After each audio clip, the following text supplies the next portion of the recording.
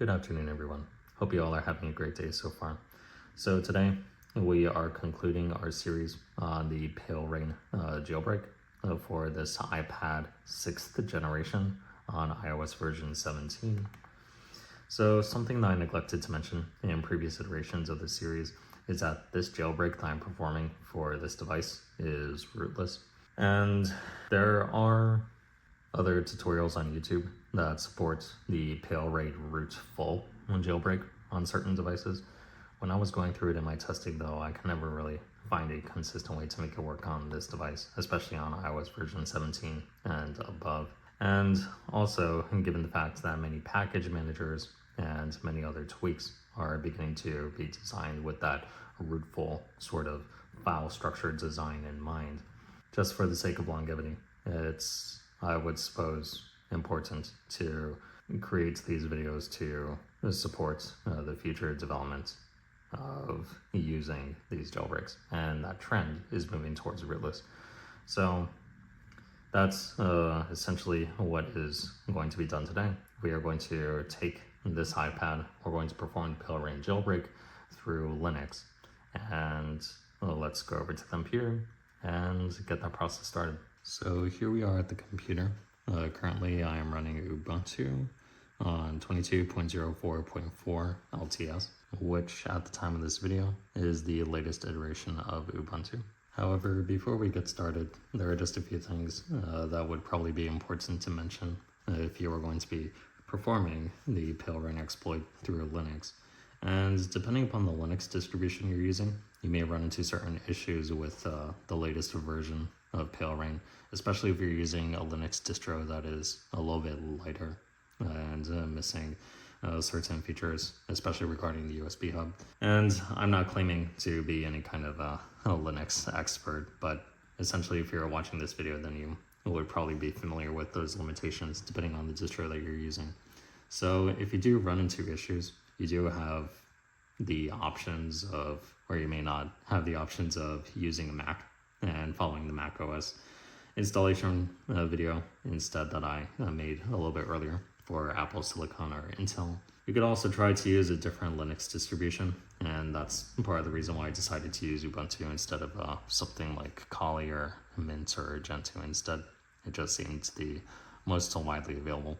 And you can also opt to use PaleNix, which I also covered in another video on the Windows installation process. Additionally, if you're trying to jailbreak on a 15.0 to 16.7.4 device, you can also manually install PaleRa1n instead, the link to which I will leave in the description as well. Some other things to mention here. If you're trying to use a virtual machine software or some sort of Windows VirtualBox, VMware, Windows subsystem for Linux, that kind of thing, you will not succeed with following this process.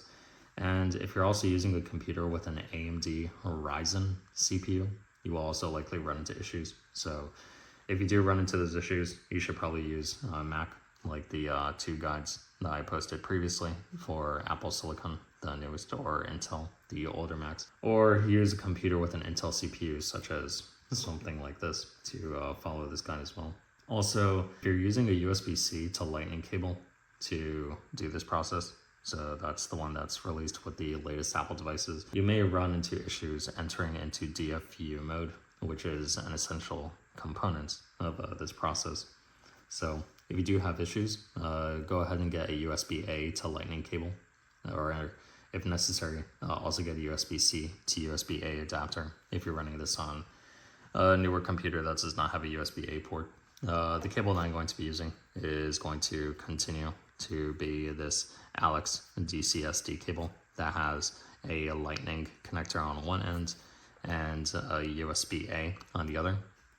Once again, you do not need a diagnostic cable for this process. I just happen to have this one laying around, and apparently I'm too lazy to get a regular Lightning to USB-A cable at this point. So I will continue using that until I wise up and just get a regular cable. However, with all that being said, we can go ahead and get started with the tutorial. Assuming that you are a experienced Linux user, you can go ahead and open your applications and open a terminal window. And from here, we are going to be entering the following commands. The first command being here to stop USB muxt.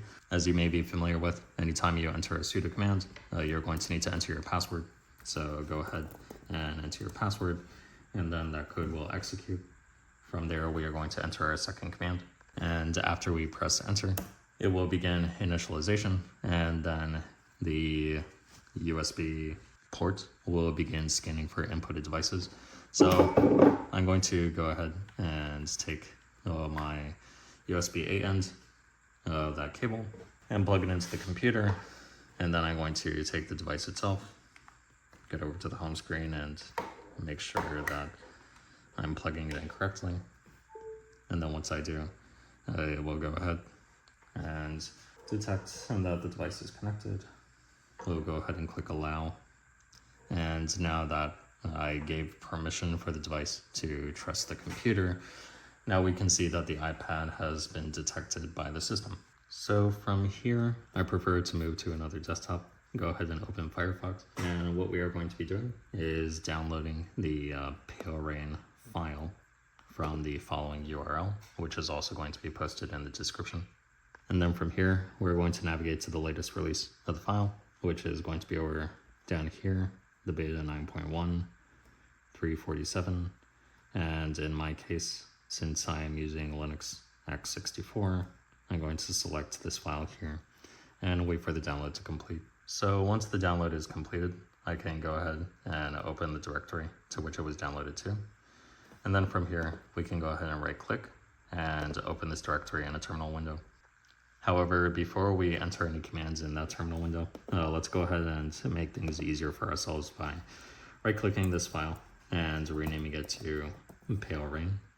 And then in the new terminal window that is opened in this directory, we can go ahead and enter our command. And this command will move the downloaded file from its current directory to user bin, and that's where it will be located. Since this is a sudo command, we are going to need to enter our password. And then once we have done so, we can see that the file is no longer in the downloads folder.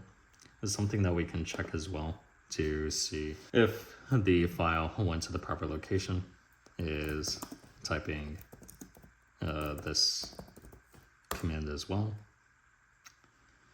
Going to our other locations, computer, the directory to which we sent it to, and then searching for the file. And as we can see, it is in that directory which we sent it to. So now we can move on to the next step. After we have moved that PaleRa1n file into the user bin location, we can run this command to make that PaleRa1n file executable. Once again, if you're prompted for password, go ahead and enter that. And now at this point, PaleRa1n should be executable, and we can move on to the next step. So for the purposes of this tutorial, we are going to be using this -l command when we execute PaleRa1n. And once we do, this will start the rootless process. So we can go ahead and hit enter our password when prompted, and then it's going to begin by searching for devices. By simply unplugging and plugging the device back in, we can see that it is now entering recovery mode. And once it does, the device should look something like this.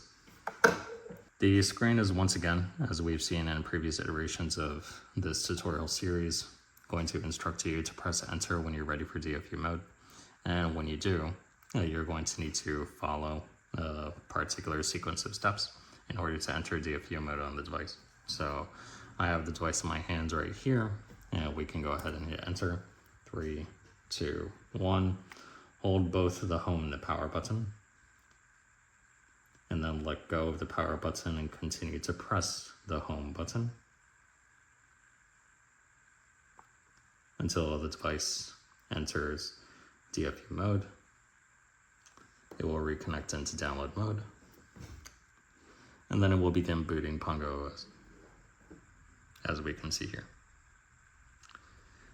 We can see that the jailbreak was successful, and now it is booting the kernel once again. And as we can see once again, we do have our PaleRa1n application at this point, in which we can open. We can go ahead and reinstall Cilio.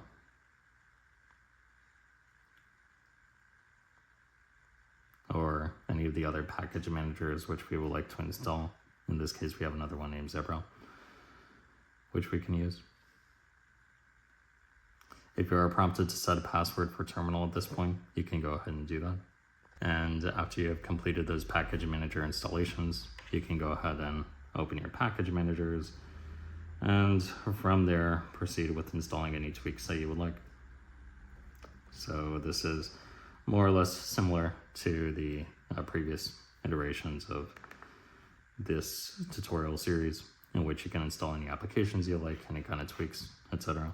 So essentially, that is a general overview in a nutshell of how to install the PaleRa1n exploit using Linux. Depending on the distribution you have, as well as a variety of other different factors, there can be many points at which this jailbreak can fail, especially if you're trying to install it from a rootless process.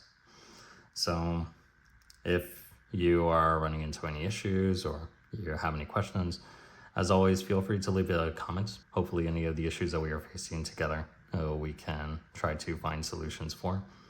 And always feel free to reach out. So thank you all for watching. I hope this content was helpful. And as always, I hope you all have a great day. Take care.